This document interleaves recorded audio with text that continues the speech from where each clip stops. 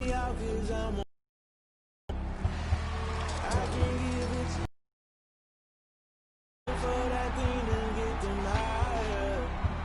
we should be live again. That Madden's just being Madden.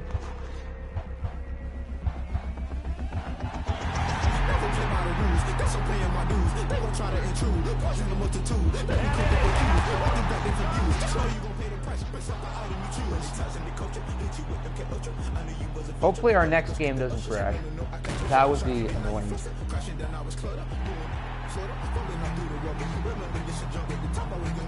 Alright, I'm just going to fix the link in Discord real quick, update it with the new one, and then we will be back.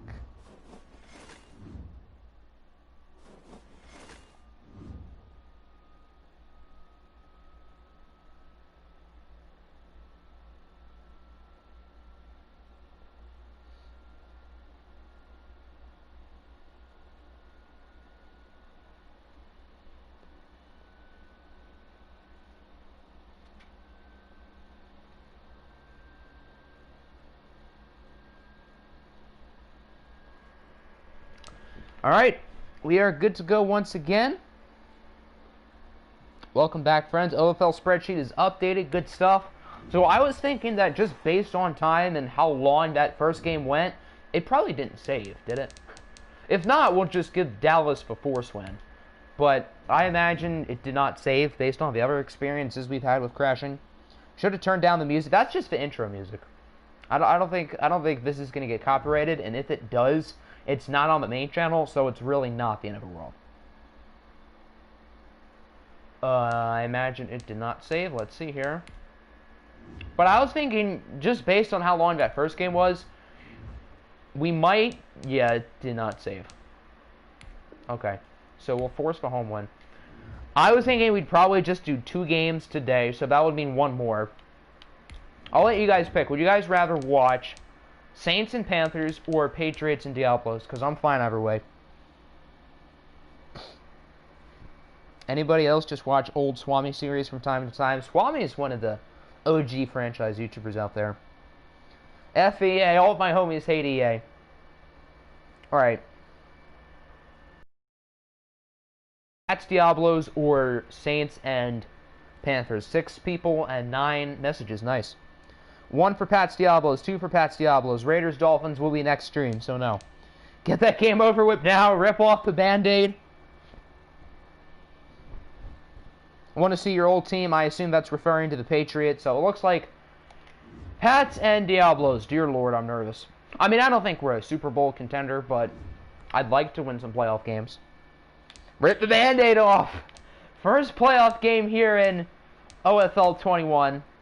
Obviously, in OFL 20, Alpo and I have had a number of postseason battles, which I won all of them. So, I mean, I have Alpo's number when it comes to beating him. But we'll see if Alpo can try to flip the switch here.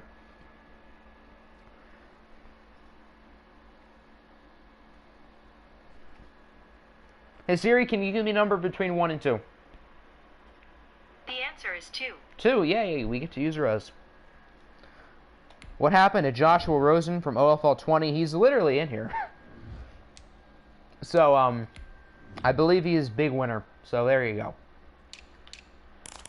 Alright. We only have 1 set of pants? I didn't realize that. We'll just go for regular home jerseys then. X Factors. New England has a lot. Jamal Adams, Nick Bosa, Gronk, Danielle Hunter, and Adam Thielen. We have Myles Garrett and Tom Brady, even though Brady does not start for us. Superstars, Josh Jacobs, DJ Moore, Johnny Hecker, Devin White, Henry Ruggs, Matt Judon, Andre Greenlaw, Jeff Okuda, and Deontay Harris. Wow, that's a lot.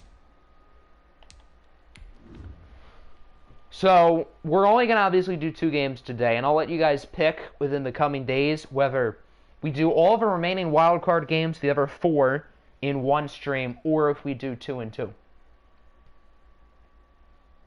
Just look at the spreadsheet. Let's see how you updated it. I'm curious. I do not have expectations to win this game, so I cannot be disappointed, but the last time New England had a watched game, they got absolutely smothered by the Jets. So it is very possible that we win this game. It's also very possible that we lose this game, because we have been very inconsistent in watched games. Actually, both of these teams have been inconsistent in watch games. All right, let's go over to Dallas here on the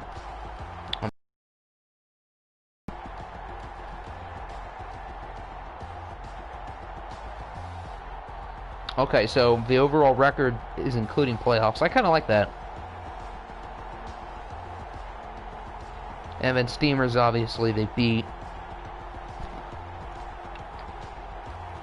Good stuff.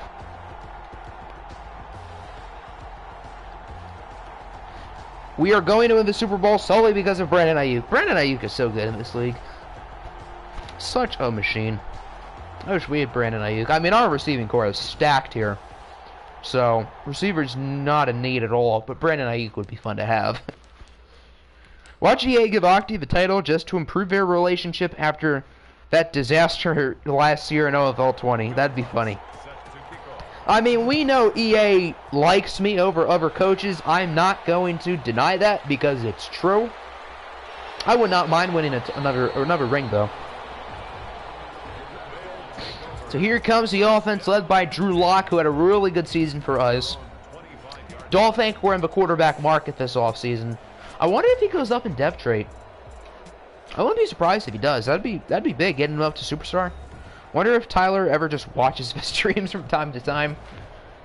That'd be funny.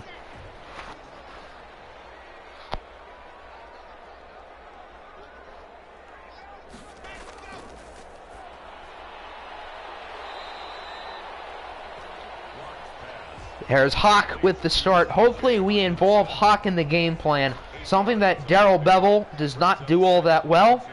And considering he is the interim head coach, I don't see that changing until at least the end of the season. Hopefully the new head coach, who will hopefully be an offensive guy, will recognize that TJ Hawkinson right now is a borderline top 5 tight end in the NFL and to use him.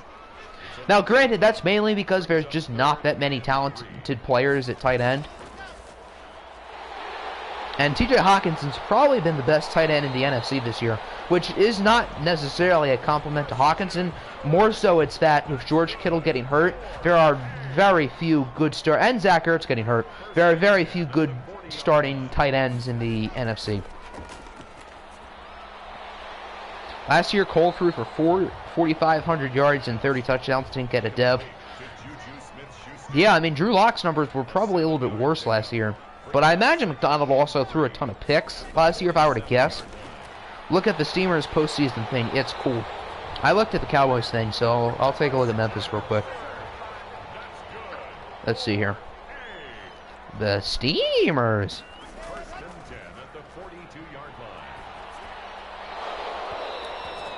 Oh, I like that table with the record and the postseason result. That looks pretty darn good.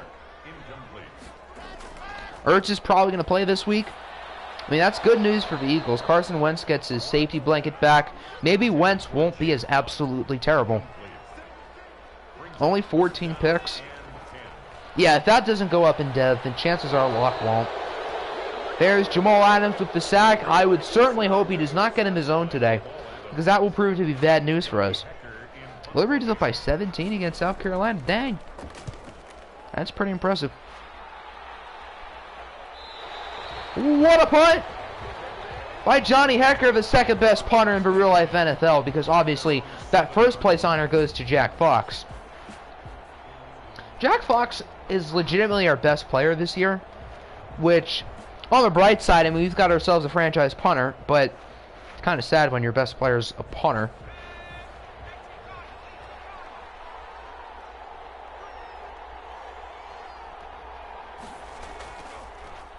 He's not expected to play. Oof. We need a nickname for Brandon Ayuk. What's a nickname that has to do with people having long arms? Because his arms are ridiculously long.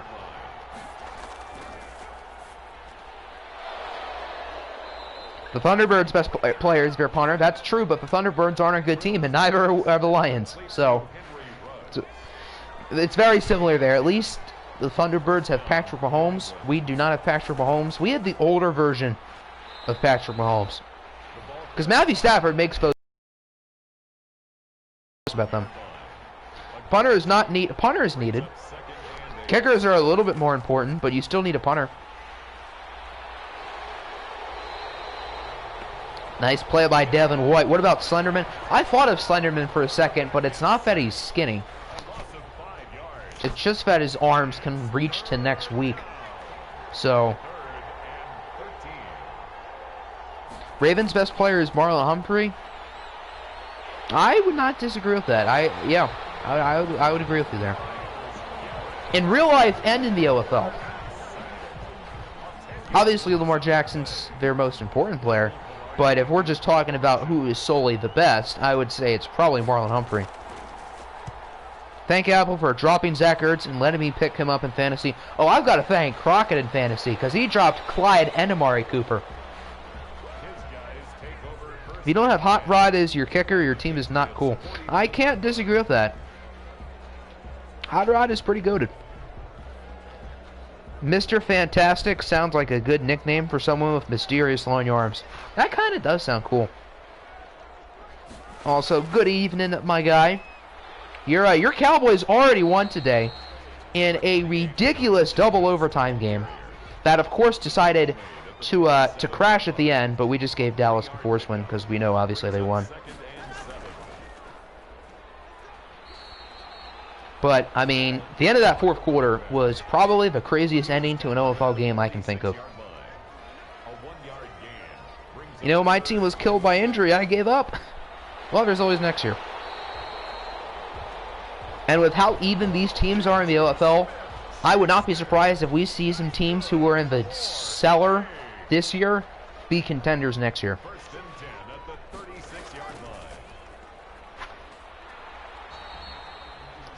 Nearing the end of the first quarter, no points yet. That last game did have quite a bit of scoring. Now, granted, it was double overtime, but both teams had 21 points after regulation, which is more than most teams can say they've had in watch games this year. We are moving the ball fairly nicely, so I would consider this a successful first quarter. Got to update those top 10 and top 5 draft picks. Imagine Watson, Chubb, Gibson, Devontae, Riley, Ertz, DK Metcalf, Rams, and Daniel Carlson at its full form. Did I not just have Daniel Carlson in the Octagonal League like 2 weeks ago? I feel like I just had him. Hold on. I think I had Prater, then I cut him. I don't remember who my current kicker is. And it looks like our touchdown's being called back. Yay! On Colton Miller. Oh, I have Jason Sanders now. Okay. So that's why I dropped Daniel Carlson, for good reason. Because Jason Sanders is pretty darn good. But I could have sworn I just had Carlson in that league. Dab your haters away, Mr. Fantastic. We're really only about to get a field goal in this drive, aren't we?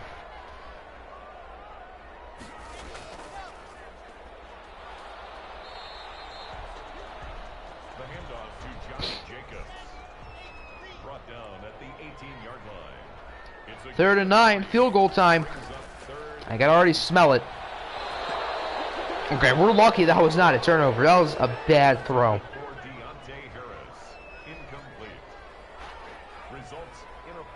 Can help me out and show the draft order? I can do that, yes. I don't think many teams have traded their first rounders. I'll go through all the teams, but off the top of my head, I mean, New England probably doesn't. They probably pulled a rabbit out of a hat and did something. Imagine being South Carolina and losing to an Atlantic Sun team. Well, that Atlantic Sun team isn't half bad, so pretty sure your kicker had the most points on your team once. It was Younghoe Koo. Well, Younghoe Koo is actually putting up points this year. He has been one of the lone bright spots for the Falcons, and fantasy-wise, he has been really good.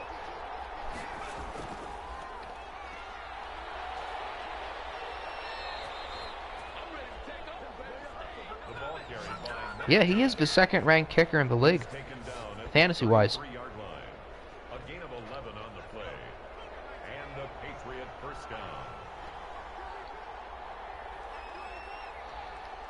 I wish it was pronounced that way. That would be funny. You know what else would be funny? That play would have been a touchdown if Curtis Samuel had decided not to juke backwards. I'm not complaining, but that was 6. I mean, Curtis Samuel is elite breakaway speed, so he could have easily scored there. Cough, Blankenship, cough.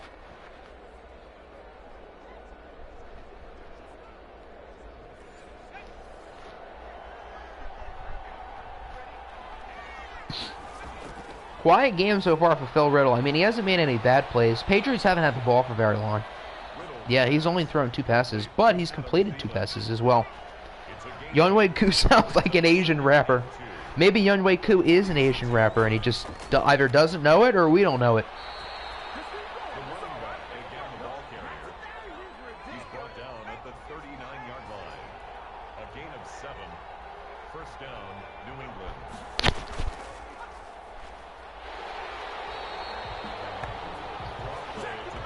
Curtis Samuel has been kind of bad for them all season, and he decides to do well against us. You love to see it. And our front 7 is good, too. I mean, specifically our pass rush, but thankful for having Deshaun Watson and Antonio Gibson on your team. I did not expect Antonio Gibson to be this good.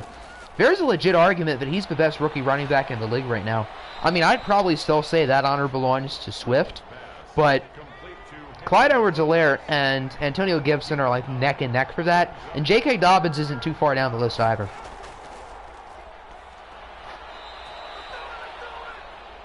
So, I mean, there's not like that elite rookie running back like we've had in recent years. Last year with Josh Jacobs, 2018 with Saquon, and even Nick Chubb. I mean, Nick Chubb wasn't necessarily elite as a rookie. He's been elite these past 2 years.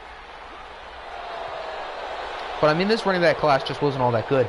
But this upcoming running back class is going... Oh, dear, they fumbled it! Darius Geis fumbled it. Darius Geis deserves that. He's a pretty bad guy. Booth review. Whenever it's a booth review, it's going to be reversed.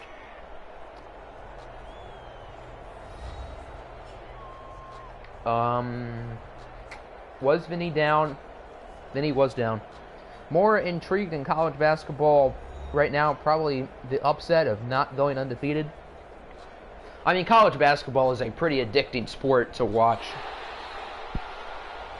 It's hard not to like college basketball. Everybody likes college basketball. Everybody with a pulse, that is. Jonathan Taylor has been disappointing. My fantasy teams all know that. Jonathan Taylor was like my fantasy crush going into the beginning of the season because I thought he was going to be their lead runner, and especially with Marlon Mack getting hurt in week 1, although I was not happy for Marlon Mack that he got injured, at the same time, I selfishly thought that, yeah, Jonathan Taylor is officially the lead runner of the Colts, and that he is going to be one of the best fantasy running backs in the league this year, and that just has not happened. Can't wait for the NBA season to start. I'm with you. I mean, not that my team is any good, but we actually have a direction now, which is exciting to me. And it looks like the Lions are entering that same tear-it-all-down rebuild stage, which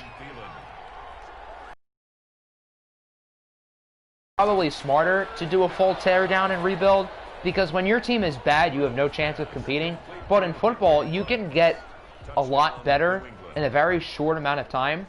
Like, the Dolphins, a year ago, had the worst roster on paper in the league, and this year they are a playoff team. That would not happen in the NBA. Never watched college basketball or college football? You are missing out, bud. You are really missing out. I personally prefer pro sports, but not by much. Honestly, I mean, I might honestly rank college basketball ahead of the NBA. I don't know. I mean, it's really close. NFL was certainly number 1. And then number 2, I mean, it is close. College, I mean, March Madness is my favorite playoff tournament. I honestly think March Madness is funner than the NFL playoffs, which says a lot because the NFL playoffs is really exciting. But March Madness might just be the best playoffs. It's March Madness, NFL playoffs, and then a large gap. NBA playoffs are predictable. MLB playoffs can be fun. And I mean NBA playoffs is fun, but it can be predicting at times, or predictable. The Heat making the finals this year was not predictable. That's one of those rare instances when something out of the blue happens. College sports are so sloppy, but I mean, a lot of these kids are the future stars of tomorrow, and I mean, yeah, the players are not as talented as NFL pros. An NFL roster, you have 53 pros. Clemson and Alabama might have 20 pros. College football should have its own March Madness. Believe me, that would be so much fun, but that would never happen. As awesome as that would be. To watch, they wouldn't do that because they don't want to give the college kids too many games. But, I mean, if they shortened the regular season to like 8-9 games and had a tournament of like 32 teams, I would be down for that. NBA playoffs probably going to get less predictable these next few years. I agree with that. I mean, the Warriors dynasty has fallen. They're a good team, but they're not the favorite. The Lakers aren't going to be good forever. The Clippers are probably not going to be the favorite with Kawhi and Paul George on the roster, and once those two leave, they're going to be absolutely terrible without all of their draft picks. And then in the East, I mean, if the Bucks convince Giannis to stay, I think that would certainly help with parity. If Giannis goes to the Heat, then the Heat become the instant favorite for the next, like, 5 years. Which is why, even though the Bucks are in our division, divisions don't really matter that much in basketball, and I really want Giannis to stay. I don't want him going to one of the big market teams. Because I know we're not going to get Giannis. I mean, we've gotten a number of former Bucks in recent years, in like Tony Snell, Thon Maker, Christian Wood, but they're all gone. So, I am hoping Giannis stays on the Bucks. As a Nuggets fan, you know what I'm going to say.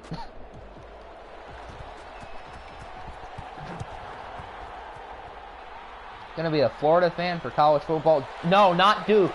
You don't want to root for Duke. Because A, people are going to call you a bandwagon, and B, nobody likes Duke. Except for their fans. Florida, yeah, that's cool. Florida I don't have any problems with.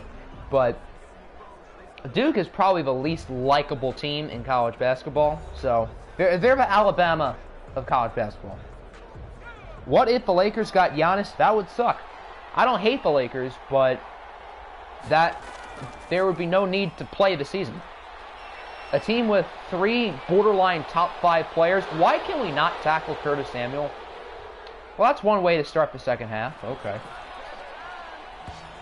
Something, something. Jokic is the best passing big. Something, something. Murray is the top 5 guard. Something, something. Cavs are pretty cool when they don't have polarizing stars. Well, when the Cavs don't have polarizing stars, they're also terrible. I am a bandwagon. Okay, then yeah, go root for Duke. Pick a team for you to be a fan of. I would say Kansas, because obviously they're my team, but I'm not going to say Kansas. We're going to get outside the box.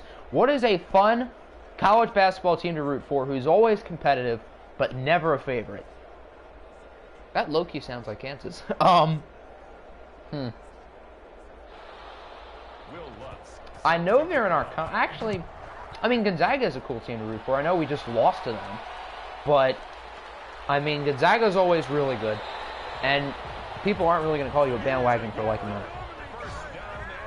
And they're probably better than Duke this year. You remember when Curtis Samuel was on... Curtis Samuel was so good last year on OFL 20. Liberty, Ohio State, no.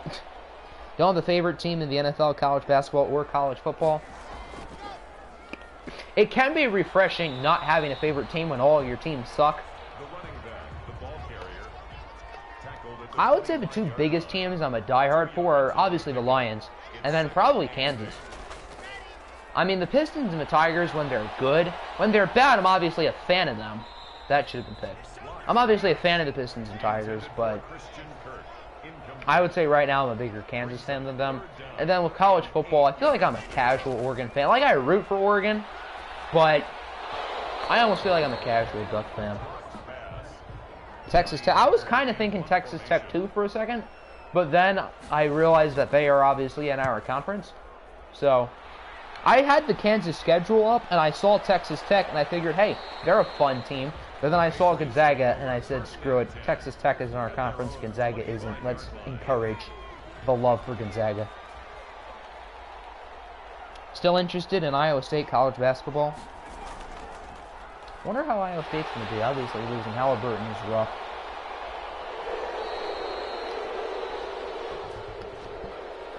You'll be a Gonzaga fan. Good choice. Gonzaga is probably the best team in college basketball at the moment. So, I mean, if there's one team at this point you'd pick to win the championship, it's Gonzaga. Jalen Suggs, their top freshman, looks like a superstar. They have a bunch of other really good players. Gonzaga is legit, to put it lightly. Always have a soft spot for Virginia and Virginia Texans who were born in Virginia. Poor Virginia losing to San Francisco. I mean, Bill Russell went to San Francisco, but they do not have Bill Russell on their team, so.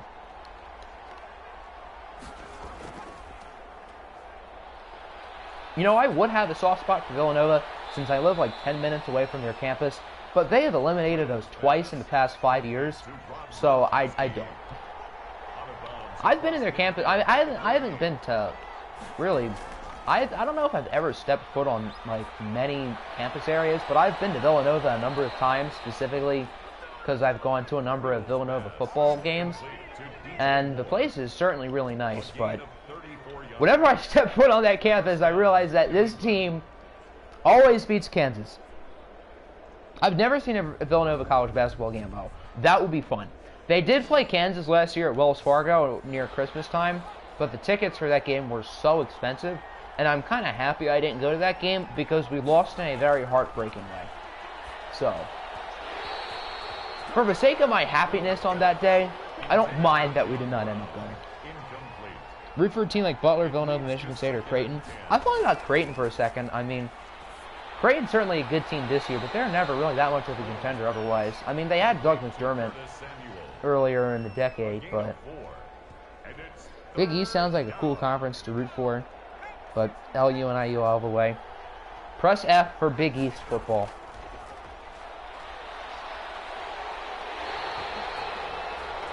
What a time.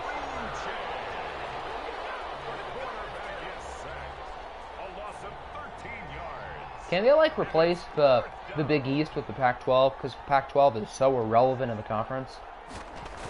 Where would we go then? Because there's no Western Power 5 conferences anymore. I guess by default, like the Mountain West or something. Lowry went to Villanova. He did. He did. A number of good players went to Villanova. Considering they're a good college basketball school, you'd expect a number of good players to go to their school. Want to hear a story? I like stories. And obviously the Pistons picked a Villanova player in Sadiq Bey. I don't think he was on the team that beat us in 2018 because he was a sophomore last year. Didn't Gonzaga beat that really stacked Duke team with Cat? Cat went to Kentucky, and they ended up winning the championship. But Duke's always had a number of stacked teams, considering they're Duke. Deontay Harris is hurt. Yay.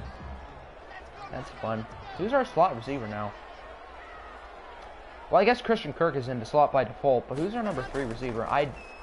Is it Riley Ridley? I don't know. Somebody. Josh Jacobs has 23 yards today. That should not be the case. We need to give him the ball more. Booker and Cat were on that same Kentucky team. That Kentucky team was arguably the most talented college basketball team, at least in recent memory. But there was this old tweet that said, with the 2015 Kentucky team, beat the 72-10 Chicago Bulls. That was a real tweet that a posted. Now that 2015 Kentucky team is the best college basketball team in a number of years, but I understand if you want to make an article about them beating the worst team in NBA history. Like, if you were to talk about that team beating one of those trust the process 76er teams with Ish Smith leading the way, then yeah, I get it. But you're asking if if the 2015 Kentucky team would beat arguably the greatest NBA team assembled in history, which is just odd. The Duke team with Reddish, Zion, and Barrett. I really wanted Duke to lose in that tournament, and they did. I don't dislike any of those players. Cam Reddish went to high school literally about 10 minutes away from here. We got into watching live high school basketball, of course, the year after Cam Reddish graduated. And Mo Bamba went to the same high school as Cam Reddish, by the way. So both of them went to high school about 10 minutes away from me, which is kind of wild. But, I mean, I had no problem with R.J. Barrett, and obviously Zion's such a fun player. Pretty sure it's the 2015 Kentucky team. Yeah, that was the team with Cat and Booker that won the championship. Yeah, they had like 8 NBA players or something like that. Trey Lyles was in that team, the Harrison twins. I know there are guys I'm forgetting. Tyler Eulis, I think, was on that team. That name's a blast from the past.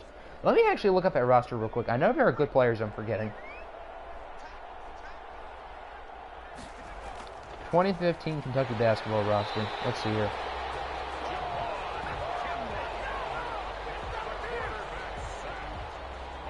Willie Cauley-Stein was on that team. Third and 14. Yeah, this team was absolutely stacked.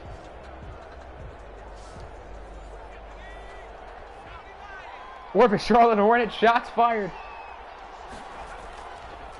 You were 0-32 all-time in Season 3, took on Navy, ended up winning by 3. Kind of impressive to play 32 games and lose them all and keep trying. I commend you for that, sir. Trevor Lawrence went to the high school that beats us every year. Oof. I mean, this general area that I live in always produces good talent. I know DeAndre Swift went to high school in the city, so I guess that's not that close to me because I don't live in Philly. But fairly close. Obviously, I mean, Philly is one of the biggest cities in the country, so obviously they're going to produce talent.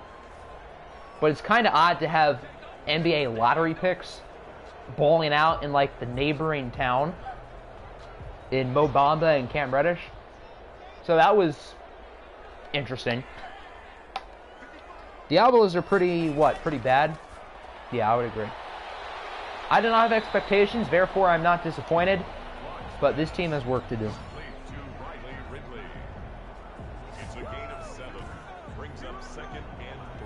Reed Resta, previously, doing a rebuild challenge, 43 overall for juniors and seniors.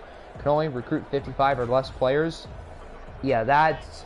If I were to, hypothetically, if my next dynasty were to be like a team builder, or really any dynasty with recruiting restrictions, I almost wouldn't want to make it that, like, restrictive, just because I almost feel like that would be not super fun for me. Like, if I were to bring in a really bad team to the FBS, I wouldn't want to do like one of those 21 overall rebuilds, because I want a team that would at least be competitive, because it wouldn't be realistic for a team of middle schoolers to be playing FBS college football. I feel like there's no reason to tank in the NBA because of the lottery. I mean, they made those lottery changes to hurt tanking. There's still a reason to tank, but it's not as effective.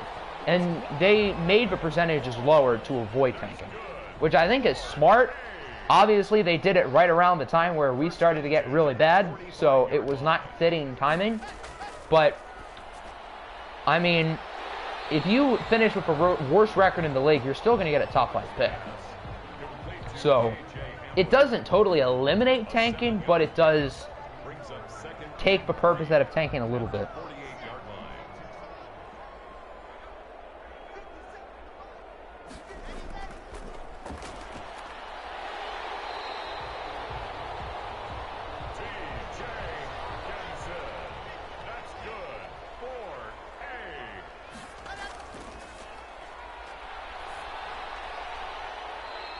Loving all these short plays when we're down by 14. Complete to KJ Hamler. He steps out of bounds behind the line of scrimmage.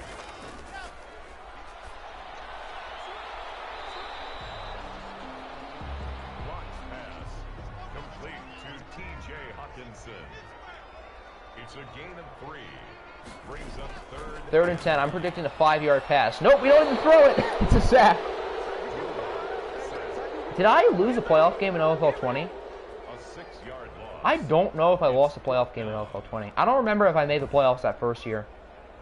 I know we didn't the last year. I think I made it the first year, yeah. And I obviously would have lost, so. But I guess I haven't lost a playoff game since then. 4th and 16. Okay, we keep it alive. Just try your best, and maybe you'll find a gem on your roster. I mean, that is true. I mean, the Pistons are not going to be good this year, but obviously we're going to try to win, whether that helps us or hurts us. And then at the end of the year, the players and coaches are still going to try to win, but to an extent, we're going to be tanking a little bit, assuming we're not in playoff contention with the last, like, 10 games to go. Block is picked off. This one looks like it's good as gone. You live where you have 3 NFL superstars. If you count Marshawn, Crosby, and McKinnon. I'm not going to act like I'm super familiar with those guys. Would Crosby be Sidney Crosby? Because if that's the case, then that's impressive that you live close to him, because he's what, like the best player in hockey? I don't know as a fact. I don't follow hockey that well, but when you're 1-1, losing to Purdue, beating Mississippi State, and beating South Carolina's Liberty, how do you feel about that? That is a major success if you're Liberty, in my opinion. Losing 4 senior starters, yeah, you should be very happy with that. It's now 2nd and 10. Man, I'd hate to be a Knicks fan. I'm with you. And the sad thing is, the Knicks don't really look like they have anybody on their... Did he catch that? Holy cow, he caught that. Well, this game, if not already over, is over. But, I mean, the Knicks don't really have anybody franchise-changing on the roster, which certainly hurts them. Maybe R.J. Barrett has that potential. I'm still higher on him than others. But I don't think Obi Toppin's ever going to be a superstar. I think he's going to be a good player. Could be an 18 to 20 point per game scorer fairly early in his career, but I don't think he's ever going to be a superstar. Being a Laker fan rocks, though. Laker fans have it easy. You're just going to update the spreadsheet? Yeah, you can update it now. We're not going to come back. This game is over. Grampy lives in Cole Harbor, where Nathan McKinnon and Sidney Crosby grew up. That is impressive. Impressive that 2 really good players lives there. Again, I'm not going to act like I know who McKinnon is. I don't know what team he plays for. I've seen the name, but I'm not going to act like I know what team he plays for because I don't know. Thoughts on Colin Sexton and Isaac Okoro? The more I think about it, the more I think Isaac Okoro is actually a really good pick for them, just with how bad they need perimeter defense. So, although the value was not the best, I'm actually starting to think that could be a really good pick. And then Sexton, I don't know if Sexton's ever going to be an all-star, but, I mean, he's a really good player to have. Certainly a very good scorer. Could be a poor man's Donovan Mitchell, or maybe, I feel like he can be like a Donovan Mitchell, Bradley Beal type player, especially if he improves with his playmaking. He's not the athlete that Donovan Mitchell is, certainly, but, I mean, Bradley Beal was not a superstar at the start of his NBA career, and he has developed into a superstar. So, I mean, if Colin Sexton can be the next Bradley Beal, that would be a massive win for Cleveland. Cousin is a linebacker for the Panthers. That's pretty darn good genes. Marshawn, everybody from my home province hates Marshawn. McKinnon plays for the Colorado Avalanche. Yeah, I would not have known that.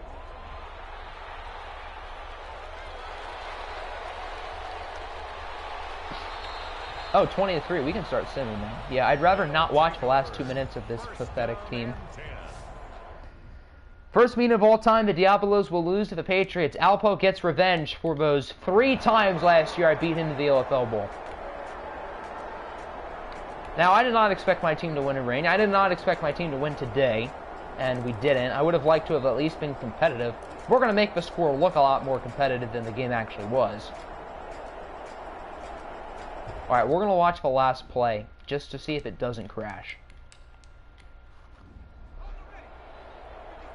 Got the short end of the stick when it comes to jeans, but you still have an NFL player in your jeans. That's still impressive.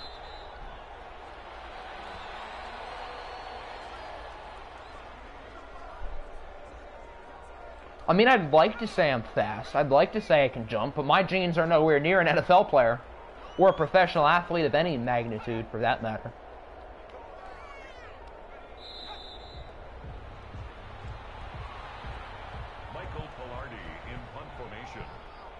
Well, GG's, Alpo.